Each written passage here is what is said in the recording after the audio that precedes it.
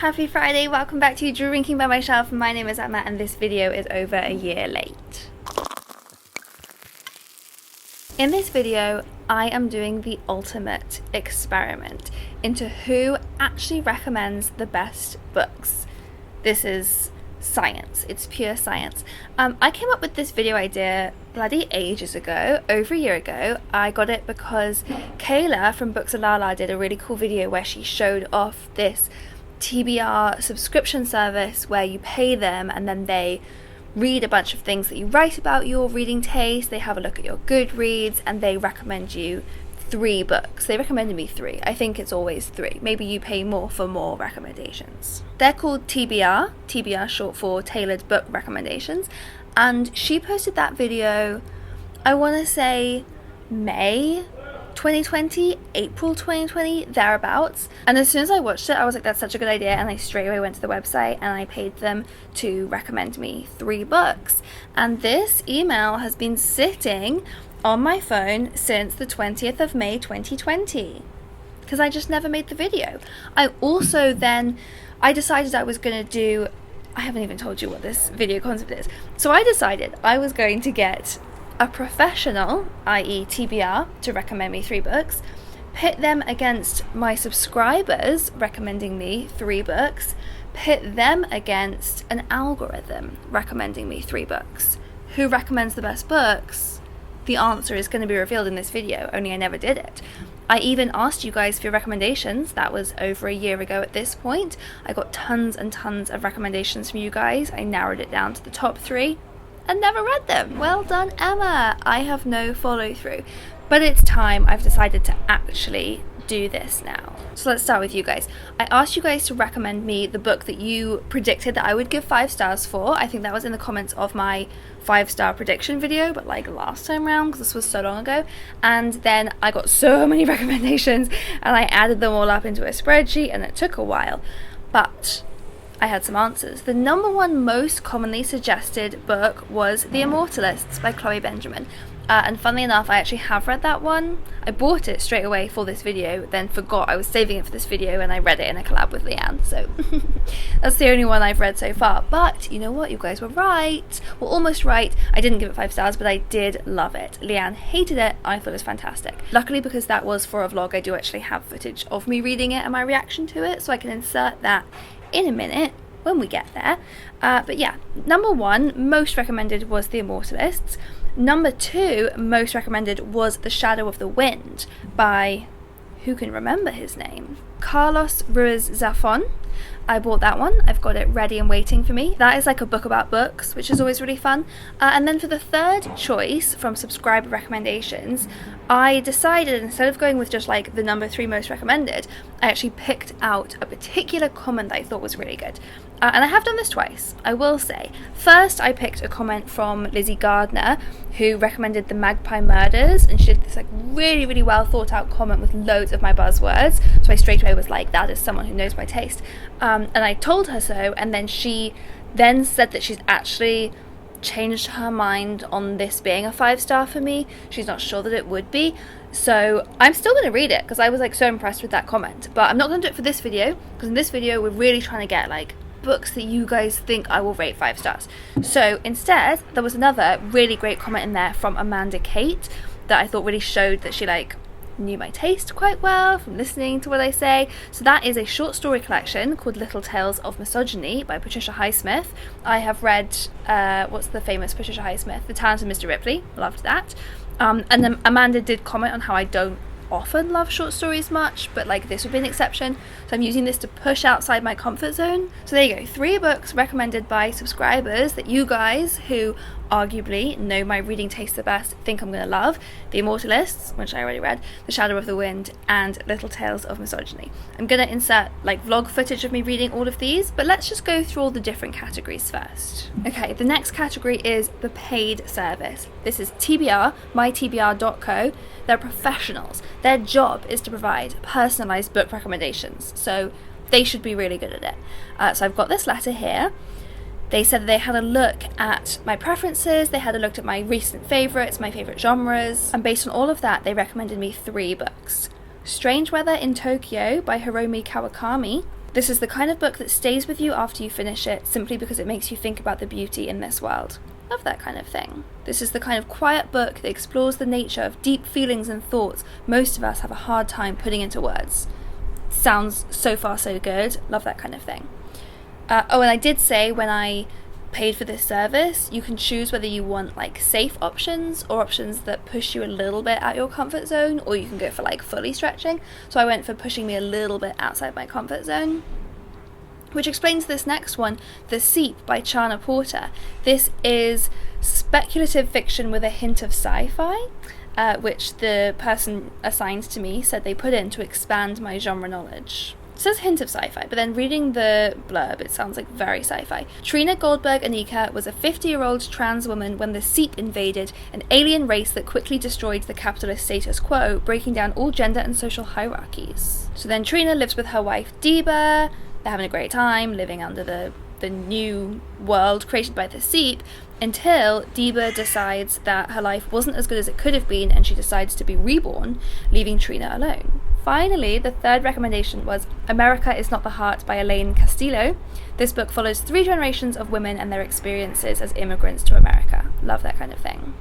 This is a mystifying novel that discusses the effects of political violence on the domestic setting, especially to women and LGBTQ people, that unfortunately can last for generations. Wow. So that's the next set of 3 books that I'm going to read, and then finally we're going to pitch subscribers and professionals against algorithms and just see how well algorithms can do. And I hadn't really decided how to do this, so I'm just going to go on the Storygraph because that's the only book tracking service that I'm using these days, and see what recommendations they generate for me. So I'm literally just going to pick the first 3. So they have a recommendation bit on their homepage, which is based on you put in your preferences, and then also like they know what you've added to your shelves and stuff, and they generate a ton of stuff, and I'm just going to pick the top 3. Okay, here we go. Top of the list is The Red Word by Sara Henstra. A smart, dark, and take-no-prisoners look at rape culture and the extremes to which ideology can go. The Red Word is a campus novel like no other. Oh god. I think they've got from that I read a lot of dark books, and they're going to give me something a bit grim. Oh my god. Second on the list is The Vegetarian by Han Kang. I've heard that this is gory. Is this what I'm thinking of? And I don't like gore. But I said I was going to read the top 3, so I'm going to have to. Okay, at least it's short. It's under 200 pages, so if it's too gory, at least it won't last too long. Okay, book number 3 on this list I've actually already read, but this is a different edition, so I guess they couldn't track that I'd read it. So we're going to go down. The next one is The Shore by Sara Taylor. So I think it's like interconnected short stories. So there's like a bunch of women who live on these islands, and they each tell their stories, and together their stories form a deeply affecting legacy, illuminating 150 years of freedoms, constraints, heartbreaks, and pleasures. Interesting. Okay, so no, it does say it's a novel, not a short story collection. Okay, interesting. So I have 9 very cool sounding books ahead of me. Alright, so let's get going. I'm going to insert some vlog footage here, and then we'll check back in. Okay, finished it. I'm a hero. I really liked that book.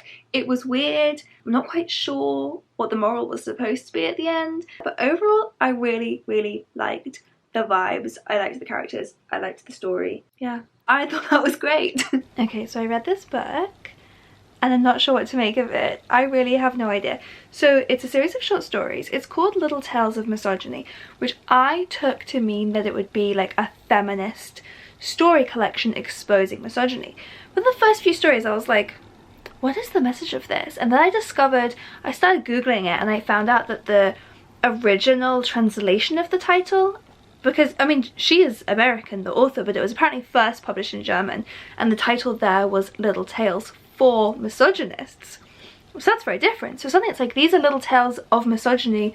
They're just like stories about hating women. But then that doesn't seem like it either. Like, I don't think it is just a collection of like being shitty about women. Patricia Highsmith isn't a misandrist or a misogynist. She's just a misanthrope. Like, it's just people hating. They're very dark. Like, I want to like them. Some of them went like a little too far for me. Some of them were funny. I didn't love this book. I didn't get what it was trying to do. But there is something interesting about the way Patricia Highsmith writes. and I feel like I'm missing the point of these stories, so I kind of want to read other people's reviews to like figure out what maybe the point of these stories were supposed to be, or maybe there is no point, maybe they're just like completely batshit and they're all just about like humans suck. Like in every story someone dies basically, and it's usually the woman. And another one down. I liked this book, but I didn't love it. It felt like it had just too many different characters kept getting introduced. It was just like too complicated. It was like this epic mystery about this main character who's called Daniel, who is trying to find out the story of this author of a book he's obsessed with, and we keep flashing through time. And like, I think this was a really good suggestion for me. It had lots of ingredients of things that I like in a book, but it didn't quite work for me because I found myself getting a little bit confused sometimes, a little bit bored sometimes, and in a way I wanted it to be even more about books. Like, this was kind of, everyone I've heard talking about this book talks about how it's a book about books, and it is, but like the book itself, the act of reading, after the first like 100 pages stops being particularly important to the story, and I kind of missed that. It was good, but it wasn't amazing. Like it says on the front, this book will change your life, and I wouldn't really get that. So it's fine, but I'd give it like a 3, but I do understand why this was recommended to me. So from this set we have had a 4-star, a 2-star, and a 3-star. Let's go on to set number 2. Oh hey, it's the same day and I'm back in my pajamas, but this time lying outside. What a treat. Just finished this one, so that is 2 books that I finished in the same day. Go me. I liked this one, but it's very strange. Like, excuse me, why are all the cars so loud? I don't 100% know what I make of it, but I think it's one that might like stick with me. It's just a very slow story about these 2 characters. Excuse me. Honestly, the traffic doesn't care about booktube, as I was saying. It's just this slow story about these 2 characters with quite a big age gap, like falling in love, forming a friendship and then falling in love, and it's just very slow moving. It's each just like little episodes from their life where nothing really happens. And I liked it. I feel like I could have spent longer with these characters. Thanks for the recommendation. Next! Okay, so I've been reading The Seep on Scribd by Hannah Porter, and I'm gonna DNF it. I've got just a little over halfway through, and it's just like so outside my comfort zone. This was the one that they picked as being like pushing my genre boundaries. It is like speculative fiction, but I think it's like too sci-fi for me. It's very much set in this like whole new world, and it's just too much. I really did try. I got halfway through. So it's like about, I like that it's very, very queer. So our main character is a trans woman. She's married to another woman. Like the opening scene is them with like another lesbian couple that they're friends with. So like everyone is very queer, all the different characters, and it's like very diverse cast. And it begins with this alien invasion, but the aliens like they're formless. So it's almost just like their minds get invaded by aliens, and it becomes this like, they kind of slowly take over the population. It becomes this like utopian society. So it's like it's a cool idea, but it was too sci-fi for me. It was too speculative, it was too weird, and I can't bother to keep reading it. So thanks for the stretching my comfort level recommendation, but my comfort levels cannot be stretched that far. Final try from the My TBR service coming up, and that is going to be America Is Not the Heart. Okay, so last night I finished America Is Not the Heart by Elaine Castillo, and I loved it. It was so good. It took me a while to read it. I was like really savouring it. It's like every single character in that book I completely fell in love with. The main character in the prologue is a woman called Paz, and that section was told in 2nd person, so like it really sucked me in. Right from the beginning I was like, I'm in love with this. So it's all told like you are Paz, and it's talking about you and what you go through, and like that whole little prologue was just really moving, really sad, like just I absolutely loved it. But then it switches to her niece by marriage, who is called Hero, and that's then told in 3rd person, and then the majority of the book is all about Hero who has had like a very traumatic past that gets revealed to us, and she's been disowned by her parents, and she comes to stay in the US with Paz and Paz's husband, and that's where like the family link comes from. She's actually the husband's niece, and she forms this amazing relationship with Roni, who is the Paz's daughter, so her cousin, who's much younger than her, and it's just lovely. And then it's also a queer love story between Hiro and a woman that she meets in the US. And then there's one other section, so the rest of it is all told from Hiro's perspective, except one other section that is from this other girl, like the love interest's perspective, and that one is once again in second person. And the second person sections worked so well for me. I just loved them. Maybe like I want to read a whole book written like that. The only book I can think of that I've read in second person before has been You by Caroline Kepnes, and that used second person to make it very creepy, whereas this used it to make it very like emotional. So yeah, I loved it. Those characters are really gonna stick with me.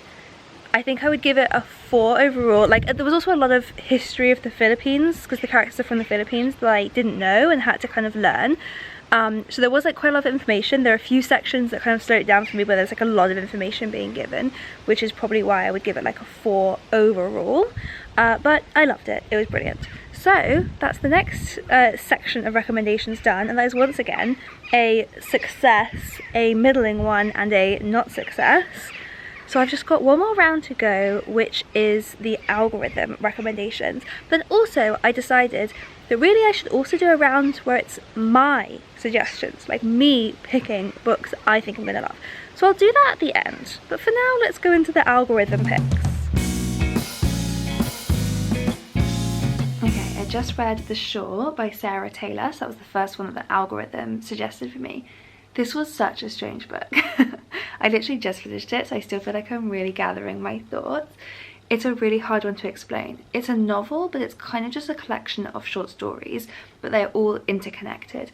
So with every new chapter, you jump around in time. It goes all the way back to like the 1880s and then into the future as well. You jump around different characters, but they are all part of a big extended family. They're all descended from this one woman called Medora. And all the stories are quite grim in different ways. So this big family live on this little collection of islands called the Shore. It's very remote, and a lot of these families are very poor.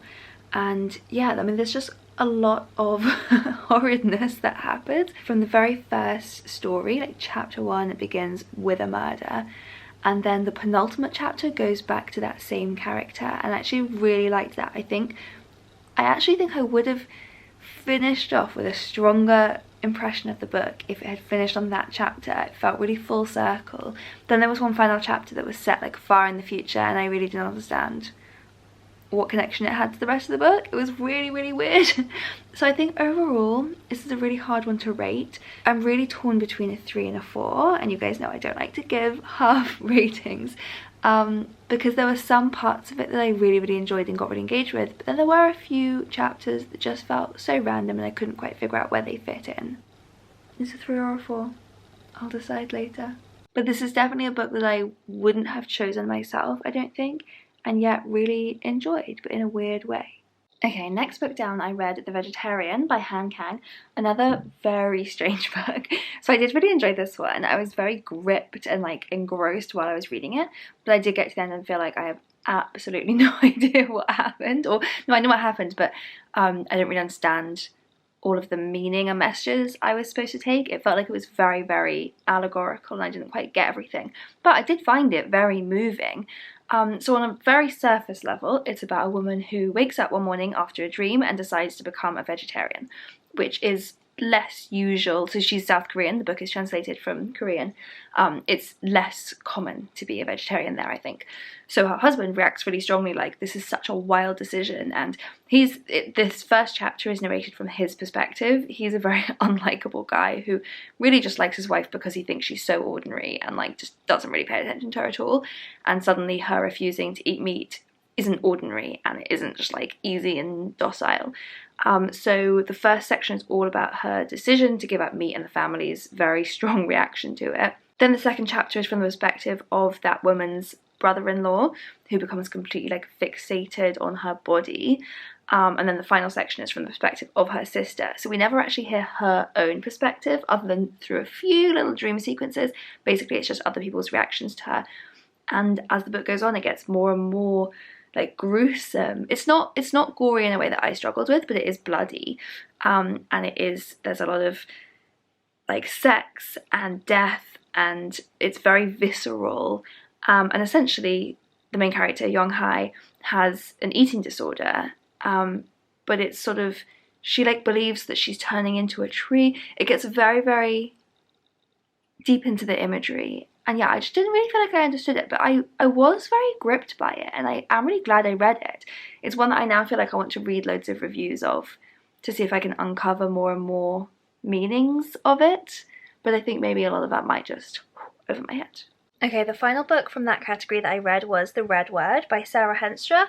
And oh my god, that book was so intense, but so good. I actually gave it 5 stars. It was a book that I just have like so many thoughts spinning around about.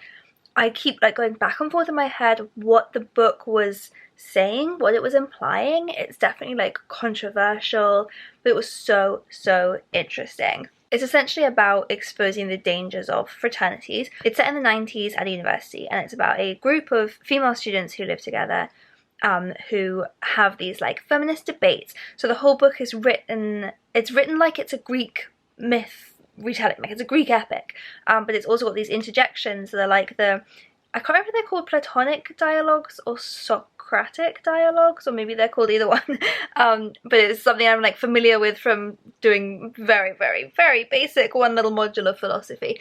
So those are kind of interjected in with the women having these like feminist debates, but there's also a storyline where there is a fraternity. There's lots of fraternities, but there's one particular fraternity that has this real problem with rape culture. The book is very, it's very graphic. It contains some very unpleasant scenes, so like serious content warnings for sexual assault. But yeah, it's kind of this like really fierce, angry, confusing and mixed up constant debate between these different feminist schools of thought, and it's set mostly in the 90s, but you do get these flash forwards to present day, and that kind of adds some extra context because the students are in their late teens or very early 20s, and they're so passionate, but there are definitely nuances that they're missing, and then the modern parts of it kind of give it more of this grounding. It was really just showing like so many of the problems, but the kind of approach, the best like feminist approach to taking back power was kind of questioned, the different methods that are right and who needs to suffer along the way, and looking at kind of individual oppression versus systemic oppression. It was just wonderful. I thought it was really good. I would have liked to see a bit more acknowledgement of the existence of trans people. So when they have these like philosophical debates, sometimes they're talking about sex and gender, and they're talking about womanhood, and the way they talk about that doesn't include trans people. But I think, having like read interviews and stuff with the author, I think that is potentially a deliberate oversight on the part of the students rather than something that the author missed out. And the book is, the group of girls are very queer, and it's possible that that particular group of people in the 90s maybe wouldn't have thought of things in those terms, but I think it would have been really interesting if the author had then included a trans woman in the modern sections. Not that trans people are a modern phenomenon, but I'm talking myself in circles now. That's just something I thought the book was missing, but I loved it.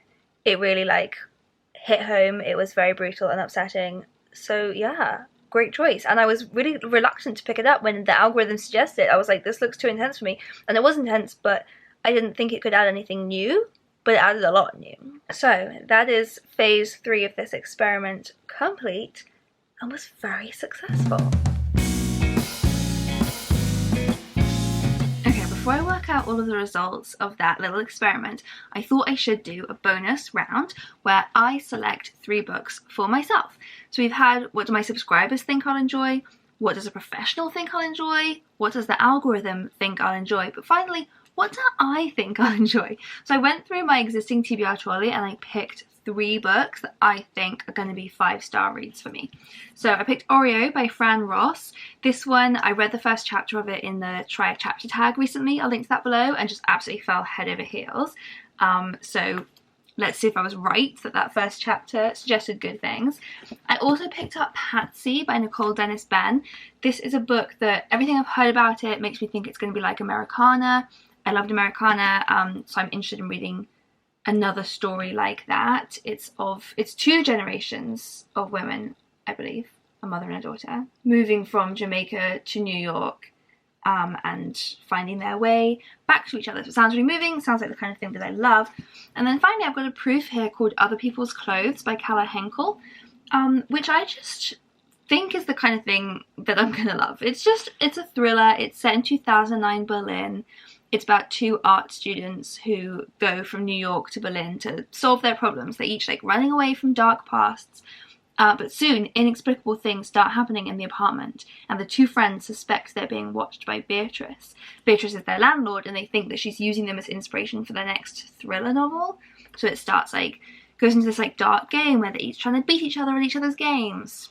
I love that kind of thing. So 3 more books to read. Let's see if maybe I am the ultimate judge of my own book taste. That would be nice, wouldn't it? So this was not the success I thought it was going to be. I was absolutely loving the first section, the kind of scene setting bit. I'd already read some of it in the try chapter tag. It continued on being absolutely hilarious for the first few chapters, and really clever and really silly and playful. And then I just lost the plot. Once the main character became the focus, so I think maybe the first third of the book I really enjoyed.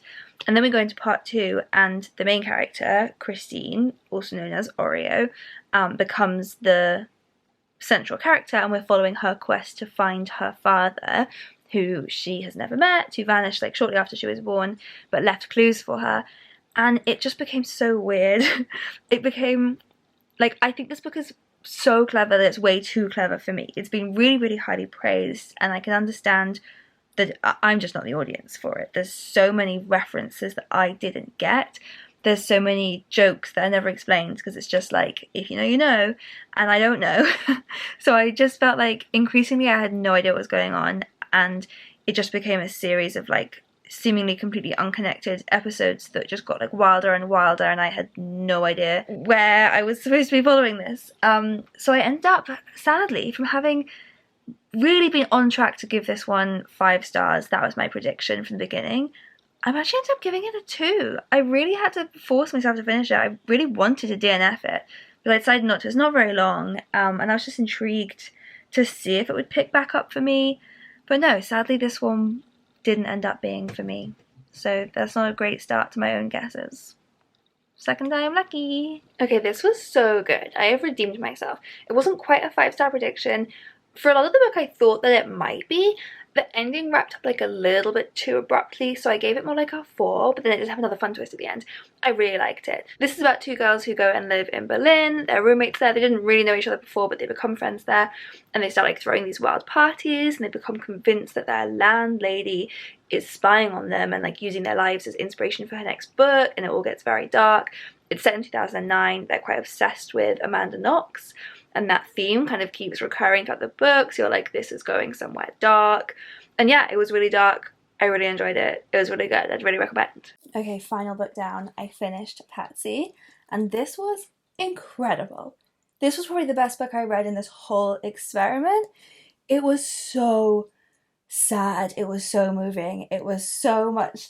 It wasn't what I was expecting. It was so much worse. It was so much more heartbreaking. Oh my god, this book sucked me in, swallowed me whole, and destroyed me. And it took me a little while to get into it. At first, I wasn't sure. I knew it was good. Right from the beginning, I was this is a good book. But I kept not wanting to pick it up because it was, hard work. Possibly just I wasn't in the mood at the beginning. Partly, so a lot of the dialogue is written in Jamaican patois, and that just, took me a little while to get used to reading, but I'm really glad that I did, because it really brought the characters to life more. I could hear them in my head, but it was just a bit of an adjustment at first, and partly because straight away I was there are very sad, heavy topics in here, so I just kept being I just don't want to read it. But I got over that after probably 60 pages or so, probably this much in. I was hooked, could not put it down, could not get enough of this book. I finished it last night, and I'm actually in mourning. I wish I was still reading it. I wish this book went on forever and I kept following the rest of their lives, because I want to know what happens next to these characters, to this mother and daughter. It It was beautiful. It was truly amazing. 5-star read. So with that, the experiment is over. It is time to add up some stats and get the results. I need a drink for this. Okay, so this experiment was divided up into 4 sections. We had subscribers versus a professional versus an algorithm versus me, myself and I, my own predictions. So part 1, subscribers. I got from that, I read 3 books, a 4-star, a 3-star, and a 2-star, which means an average of 3 stars. Next, the professional recommendations. In that case, I read a 4-star, a 3-star, and then I DNF'd one, which for this purpose I'm going to count as a 1-star rating. That leaves us with an average of 2.7 stars. So far, you guys are in the lead. The next section was unexpectedly good. I did not have much faith in the power of an algorithm to recommend me books, but I did use the Storygraph algorithm, and that is like a big focus for the Storygraph, is really, really good book recommendations. So I was very impressed with this. From that section, I actually got a 5-star, a 4-star, and a 3-star, meaning an average of 4 stars. So that is like amazing. And then finally, there was a section where I predicted my own, and from that one I got a 5-star, a 4-star, and a 2-star, which means an average of 3.7 stars. So funnily enough, the professional service, one that I actually paid money for them to recommend me books, were the least successful. And like, to be fair, when I paid them, I did ask for them to push me outside my comfort zone rather than sticking to like exactly easy books that they knew I would like. So I did give them more of a challenge, but it didn't really pay off. Average of 2.7, did I say? Like, yeah, they fall out the running. Now, when it comes to subscriber suggestions, I've been thinking about this, and I kind of want to show you a slightly alternative result, because while it was really fun doing a combination of most recommended books and like individual viewer recommendations, for the purposes of this experiment, to make everything more like equal, it would make sense if it was just the 3 most recommended books from subscribers. So that would be The Immortalists was my absolute like #1 most recommended of all time, and I did really enjoy it. And then the next one was The Shadow of the Wind, tied with My Dark Vanessa. At the time I asked for recommendations, I hadn't yet read My Dark Vanessa, but I then read it a year ago, so I didn't include it in this. But if I was going to include it, so if I swap out the book that was from like an individual viewer recommendation, even though thank you so much for that, like I really loved having that personalised touch, but if I swap that one out temporarily for My Dark Vanessa, which I gave 5 stars to, that gives us a very different number. What number does that give us? I've lost track now. That takes us to an average of 4 stars. That gives us a 5-star, 4-star, and a 3-star, which means that like rockets subscriber recommendations to the top, joint with the bizarrely successful algorithm suggestions. So having done that, I even drop out the running. My recommendations for myself were not as good as these. So we're left with a battle between subscribers versus an algorithm, not where I thought this experiment was going to go. And you know what? It doesn't have to be a tie, because I can get more precise. I never give 0.5 ratings, I can't really be bothered. I just round everything to the nearest. And so in both categories, I had a 5-star, a 4-star, and a 3-star. But for the purposes of this, let's dig deeper. On the subscriber side of things, even with the possibility for 0.5 ratings, I'm still pretty happy with my picks. My Dark Vanessa was a 5-star, The Immortalists was a 4-star, and The Shadow of the Wind was a 3-star. I guess if we're being fussy, I could say it was a 2.5. So that refines the rating more precisely to 3.8.